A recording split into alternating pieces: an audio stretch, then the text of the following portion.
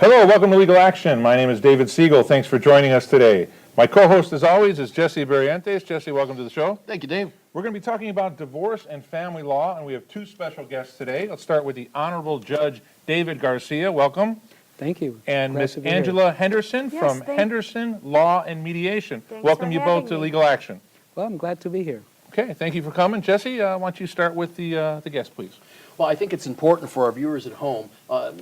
These days, the state has tried to make access to the court more accessible for everybody, and they've even standardized the forms for everybody to do. And I have found that, that's kind of good and that's bad. There are some times when people use forms when maybe they kind of shouldn't, but I think it's important for people at home to kind of get a judicial perspective of, kind of what's going to happen when they appear before Your Honor. I mean, if they're in agreement, that's one thing, and I think that's important to make sure they have the right paperwork, but also if they're not in agreement and they're arguing about a particular subject. Well, they have to perform just like any other attorney, and it's mandated that we have to treat them like attorneys. But we've created the self-represented legal program in Will County, and we've made it simpler for the unrepresented person to come in and represent themselves, but they still have to follow the same rules as everybody else. So we try to get them to work it out, and I think that's what you need to do. Even if you have attorneys, you got to work it out. So what do you think in terms of when people come in to just fill in those kind of forms that we have, all right, Angela? Well, if it would help, especially in Will County, they can go up to the 4th floor law library, and there's helpers up there, and there's diagrams about how to fill out the forms. So there is some back help for them. Also, in the courtroom itself, a lot of attorneys step up and help the self-represented litigants. The forms are streamlined. I think everyday people can understand them now. In the past, we used a lot of judicial language that might be over everybody's normal conversation. So I think we've done a lot to make it accessible to everybody. Yeah, I believe with divorce and family law, as well as many other areas of the law, with all the revisions and the law changes that inevitably come from the legislature, it's getting more and more specialized, more and more difficult to even practice for attorneys in multiple areas. I would think it would be very tough for someone to come in a pro se, self-represented situation and be able to navigate decision-making, support, visitation, division of property, almost to the point where maybe they can't do it in certain cases, especially when there's no agreement, correct? Yeah, that's correct. So I'm the type of judge that try to mediate between the two parties. I took classes in mediation after I became a judge, not before. And actually, I took one of Angela's classes. She teaches mediation, because I think it's important for the judge to mediate and get them to agree, because sometimes people have high expectations. It's like when you're selling your house. You think that your house is worth $300,000, but it's actually worth half of that. And, you have to realize that you're not going to get your price. So you try to mediate and get them to some kind of agreement. And what you find out in mediation is that they're pretty close. They just don't realize it. A lot of times it's a lot of emotion, and as you know. Right. And we try to get them to work it out. I'm glad you mentioned about the class and the mediation, and I wanted you to just give a little bit about your background for our viewers so they know who you are, where you're from, and what area you sit. Well, I grew up in the city of Chicago. I don't know how far back you want to go. I mean, but I grew up. We don't have that much time tonight, Judge. I grew up in Chicago. I was married. I was in the manufacturing business. I was a plant manager, production manager, and I went up the line. I even drove a cab for a while after I graduated from college. When I was 35, I went back. I got my bachelor's, and I worked full time, and I went and got my bachelor's at night, and then we had kids, and it wasn't because we had, it's it wasn't because I had to work. It was, we were married way after we had the kids. I just want to make that clear. Wait a minute. Yeah. So I did college at night, and then when I was 35, I went back to law school. That's what I wanted to do, and that's what I did. So I went to law school. I opened up my own practice. I was a solo practitioner, and I practiced for 18 years in Joliet, representing just the common folk, the regular people. Yeah, I didn't work for a big law firm or anything like that. I just worked for myself. Then you were appointed as associate judge when? In 2013, I was actually the first Hispanic ever appointed a judge in Will County. Yeah, and that was 2013. And So I've been a judge For 5 years. For any yeah. branch, for any type of law, right? Right. Okay. Right. Wow. And now currently you're running for circuit judge? Yeah, I'm running for circuit judge, and that just gives me a little bit more power. I still want to stay in the family division. I think it's important to stay in that division. I think that some of the problems that come about where people get in trouble or get into drugs and that kind of stuff starts there. I think that if you can get kids in counseling and get their problems worked out, I think that we can save a lot of these children. So I want to stay there. And Judge, what particular cases are you hearing now? Is it pre-decree, post-decree, both? It's all of them. It's all Okay. of them. And actually, I'm the acting presiding judge, so I'm in charge of the department. So it's not anything different that I would do if I won the election. Yeah. You mentioned mediation a little bit earlier, and so just for our viewers at home, just want them to know kind of what exactly is mediation. Angela, is that something you could I can speak talk to? about Yep, that. yep. Yes, and if you can please tell us about your background as well for our Sure. viewers. I graduated from DePaul in 1997. I was, I think, 40 years old. So I had a life before law school. I had quite a few businesses. I'm a little mathematical, so business is my background. But I got divorced, and I saw that should have been more simple. I thought it should be more simple than it was. So I thought I would go to law school and then change the world, which didn't happen. But I found out that I loved law school. I loved the law. I loved the truth of the law. And in law school, I took 2 mediation classes, and that kind of changed my life. I felt like I could make a difference in that area. Because in mediation, it's a settlement process. It's a chance for both sides to meet together, and oftentimes they haven't spoken in a while because of the acrimony. So it's a chance for them to meet with a neutral, which is a mediator, and see if they can resolve their problems. Some of the benefits to mediation is it's cheaper. You have one attorney acting as a mediator that they each pay, or they pay together, so they don't have 2 attorneys fighting. It's also quicker. Instead of preparing and getting ready for trial in the 6 to 9 months that it would take, you can settle it in 1 to 3 hours. So it's like a precursor then to, so if somebody comes before Your Honor and there's a dispute about parenting time or anything else, the first step is mediation.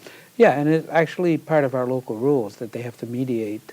But, I like mediation. I think that people should be, they're all adults and they should make their own decisions. So why let a third person make the decisions for you? And that's what happens in my courtroom sometimes. I got to make the decisions for people, and they don't know me.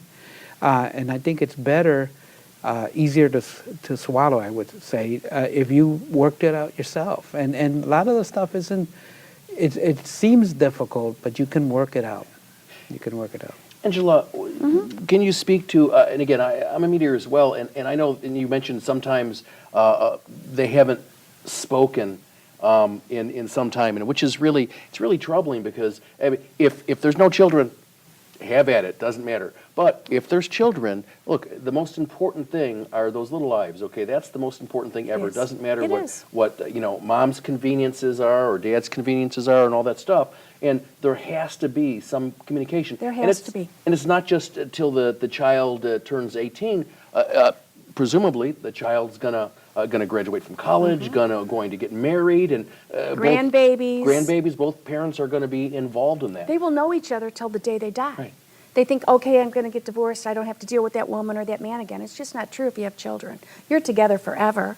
And if you can't find a way to live side by side versus together, if you can't figure that out, you are going to be looking at a bad movie for the rest of your life. Right. And likely spouses or significant others that also come into the picture too. I wanted to ask you, we're talking about mediation, there's obviously court-ordered mediation, and then there's a mediation that you seek on your own, There's maybe private even me- before a court case Sure. has been filed. Absolutely. How does someone come to do that?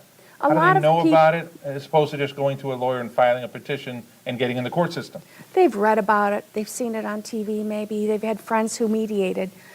Statistically, 95% of all cases settle before trial. So if you know that up front, then you might as well work settlement at the beginning. I mean, it's great to be a super trial attorney, but if you're not good at settlement, you're wasting 95% of your life. And So, I'm sorry. No, go ahead, Okay. I'm sorry, I interrupted. So if they come to me for private mediation, that kind of opens the doors to other things. The state has a law that says you must mediate before you go to hearing on custody, or what we used to call custody. But if you do private mediation, you can mediate the financials, you can mediate everything. Everything. Which So- you can't do in the court-ordered mediation. So there's different, court order mediation is just parenting time and decision-making Correct. exclusively. Now, I know, and I do apologize, I just wanted to mention, there's been a couple times when there have been a bit of a financial issue that's been so closely linked Who's with gonna that keep the house? decision, and also like in terms of the support or particular expenses, and I know sometimes just kind of had to hover over that line in order to well, I know I that guess feeling. not get the parties. I mean, in order to enlighten them so that they can make a decision. Only in court-appointed mediation you're talking about. Well, right, but even in court-appointed mediation, what I'm saying is, like, sometimes You know you're not supposed to mediate the financials, but you can't avoid it almost. and because that's it's the core issue. You're going to get questions on it, yeah. right? One of the things I was going to say when I rudely interrupted Angela was that I've been seeing more and more people that go to mediation first and work out their settlement, and then they Nice. come back and they do their divorce after it was mediated, and it saves them a lot of money. Yeah, because ultimately, unless you're a multimillionaire, it's going to end up at the same place, Right. and the issues are the same, and it's whether you're willing to realize that the marriage is over and try to get, it's very difficult to get the emotion out of it, but try to get the emotion out of it and treat it like a business. This business is breaking up. Here's how we're going to separate all our business stuff, and it can work. It can work. And, financial, you mentioning financial, people fight over financial issues and end up spending more money than they Then had. it's worth. Yeah. There's the financial feasibility portion. I know, in my practice, when I talk to people, it's not okay. I'm not just looking out for your best interests, but and they're every attorney's different in the way they practice and do things, and it's like, okay, so it's not just that; it's the financial feasibility. Do you want to spend $10,000 to save $5,000? We've had people argue over these little Malibu lights that cost $35, and I'm very often telling them, okay, look. You just bought 6 pairs of them. Yeah. Do we want to go with the fridge? I mean, it's just one of those things. But a question I had in terms of, because again, it's a local rule, and likewise in a lot of places, a lot of counties, is there a situation where they wouldn't be referred to mediation? So say you had a couple people that came in and they're just so doggone stubborn that there's nothing that you could say or do. Now, I know mediators are fantastic. They've done wonders in cases I've had in terms of, okay, well, didn't see that coming. Okay, wow, we have an agreement. Incredible. But where, mediation is deemed to be like not feasible. I've had some cases in front of me where the attorneys, they were attorney cases where they have told me their clients are not going to agree on anything. And mediation is just an added cost. And if I feel that, sizing it all up, if I feel that it is a waste of time and money, I won't force them to go to mediation. But then they're going to have to realize that whatever decision I make, they're going to be stuck with. And it's going to be based upon however long that trial is going to last. If it's going to be a day, a week, a month, that's the thumbnail sketch of their life that you're going to hear, and you're going to rule on the evidence that's been presented. And remember, if they go to trial, it's not private. If they come to an agreement in mediation, it's private. People don't have to hear about their life. So there's so many advantages to mediation. I think that's why statistically we settle. I think in my practice, I think I'm close to the 90-95% of settlement, and even some cases that, oh, nobody, you're not going to get anywhere with these people. If I don't get a full agreement, I can get some temporary agreements or some partial agreements, which still helps push them along the path, to the end. To get them taken care Some of. resolution. Right. And and some people are just emotionally unable to work it out. I mean, I've had people in front of me that literally it's kind of bizarre. It's almost like you're watching a sitcom where they stand in front of me and they'll say, "Judge, I'm not talking to him. Could you tell him this?" And then the other person will say, "I'm not talking to her either." And I just, I don't lose my patience, but I tell them, what are you guys, adults? Go out in the hallway and work this out, or I'm going to make the decision, and you're not going to like it. Right. And they go out in the hallway and they do work it out. So, ultimately, if I mediate it and they can't work it out, I'm going to make the decision for them. So people kind of tend to try to work it out. And that's that. The decision you make is the decision you That's make. it. That's it. Unless No they more make an argument, appeal or no more anything. discussion, it's So, done. Angela, you were talking about it being private. So, Yes. let's just say, the parties mediated. We either don't have an agreement or maybe a partial. And you know what? I want to subpoena her because she was privy to some information that's pretty important to our cases. Is that something I'm able to do? No, you're not.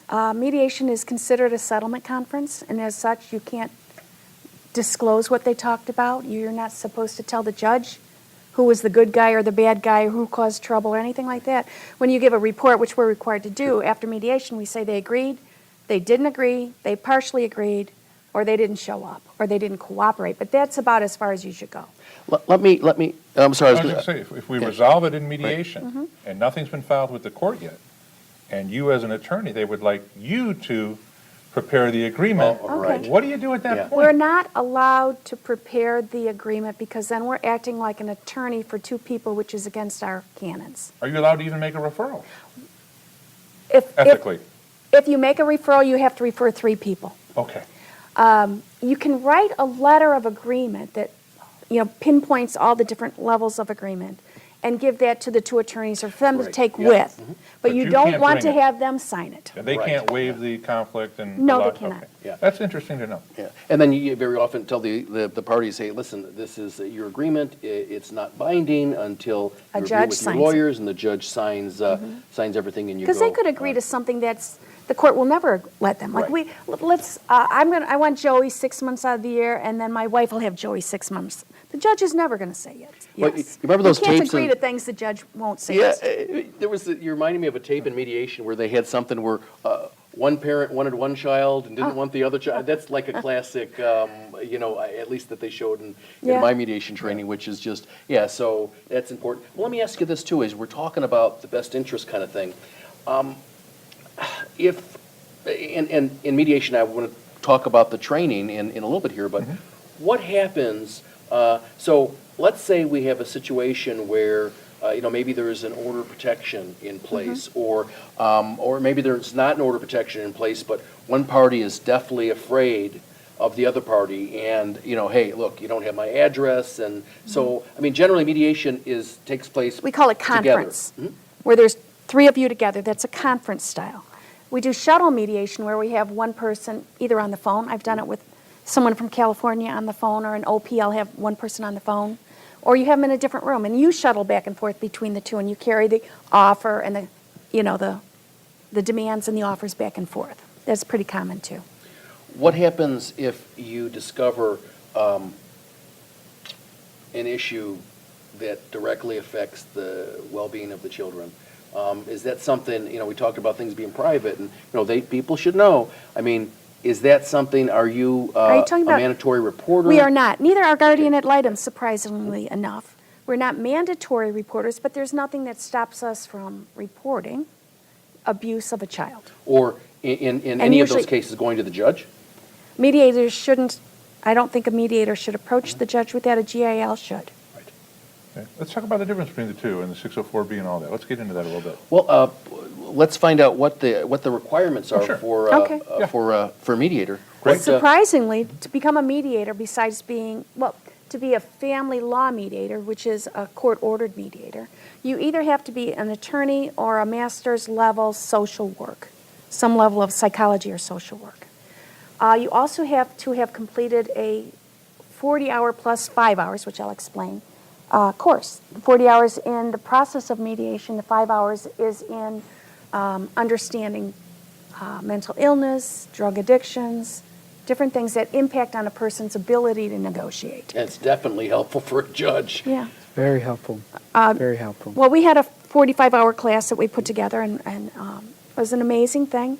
And its focus was on families with addictions, because we see a lot, I see a lot more parents that have drug and alcohol issues. And how do you negotiate with that? And how do you come to settlements with those issues kind of surrounding the problem?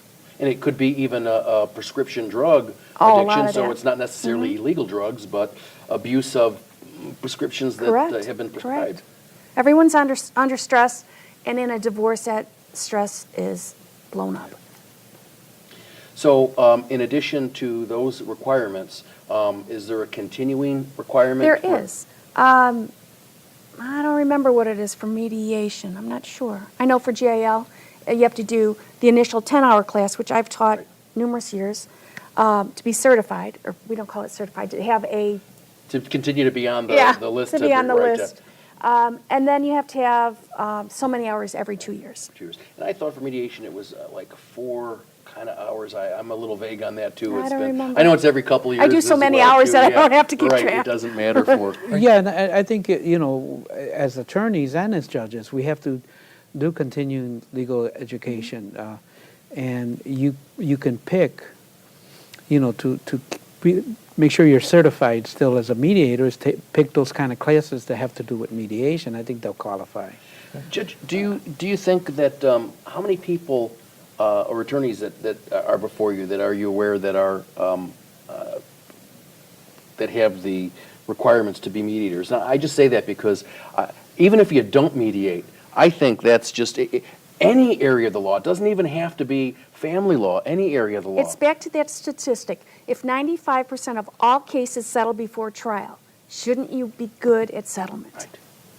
Yeah, and we, to become a mediator, you have to take the classes, and we have a list of mediators. But, because I am sitting in the divorce court all the time, I know which attorneys are mediators and which ones are good at mediation and which are may not be good at mediation. Most of the time I let the attorneys choose. If they can't choose, then I'll choose. That's interesting, just because I know in different counties, the judge will just choose. Assign the, Just assign it. And I mean, hey, I'm not wearing the black dress, so I mean, what works for one person, might not work for another.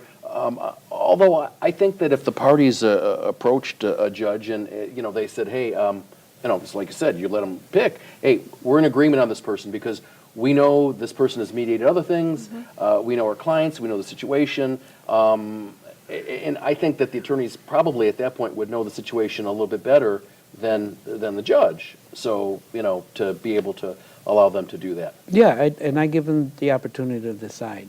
Judge, I was always wondering, how did it change your career as a judge after mediation class? I think it made me a better judge. I really do. I think that you try to get the people to work it out. And sometimes when they're self-represented litigants and I set it for trial because they can't agree on anything, the trial is more like a mediation than anything else. Because they don't know how to represent them, they don't know how to present evidence and do those kinds of things. Right. So, Right. and the pursuit is always justice. Sure. And you want to make sure that everybody gets their time in the courtroom, and you try to give each one their word. So I try to mediate it, and they want something that's not going to happen, I tell them. So Not that gonna they, happen. that's it, and so they move on from there. I just wanted to hit one thing real. You mentioned self-represented litigants, and I just want to. So much has changed, and hopefully, maybe in this the second half here, we'll be able to talk about those things. There's a lot of different terms, and so self-representing litigant is formerly, or currently now, it was formerly a pro se litigant. It's the same thing, it's just somebody who is simply representing themselves. That's correct. That's Right. correct. I think it's part of our continuing efforts to make the courthouse accessible. Pro se is probably Latin, I don't know Latin. Yes. But self-represented, I think people can understand more. So even though it was confusing for attorneys to change our dialogue, Me I too. think for participants, it might be helpful. I just wanted to talk, and what we picked up in the very beginning, and we were talking about these forms, the state authorized forms. And do you find that they're helpful in every case? Because in my just experience, a lot of post-decree things that I do involve the forms not being completed. And so, when you have somebody that probably should have hired an attorney and can afford to hire an attorney, rather than people who don't have children and who don't have any assets. Yeah. So, Well, you deal with the forms you have, but let's say I have a couple that are fighting over child support, for example, or let's take it to parenting allocation, what used to be called custody, and I get them to agree on their changes that they want to make.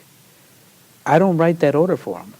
I let them write it in plain language because ultimately that's what you want. right. So I give them the form and I say, write down your agreement. And once they write it down, I have them sign it, and then I look at it to make sure it's proper, and then I sign it as, so then, because when we get involved as judges, we're not supposed to, first of all, practice law. When we get involved writing these orders for the people, they could always say, well, that's not what I agreed to. The judge wrote that. Right. So I try to get them, maybe I'm not conventional in that sense, because some people just write the order for But it's them. better than checking off the box that is just completely, sometimes just vague. It's a Right. cookie cutter. Yeah. Yeah. So they come in with self-represented litigant judgment of dissolution of marriage. I look through with the judgment. I said, well, you don't have any information here on your debt. What's happening with the debt? And I make them write that out.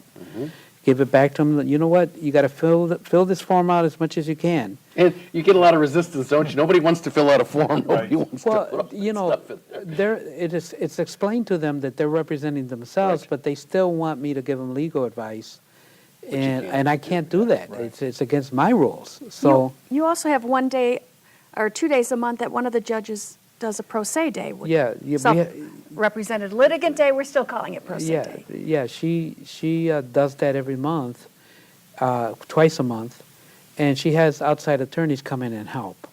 Right, to help write the orders and to explain a little bit and maybe do a little mini mediation. Yes, we have Yeah. mediators there to Yeah. help.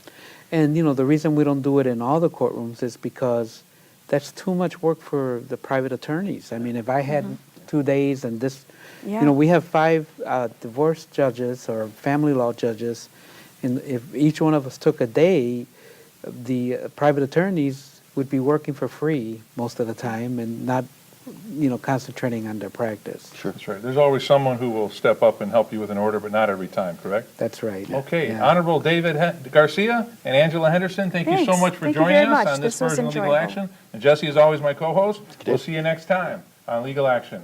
Take care.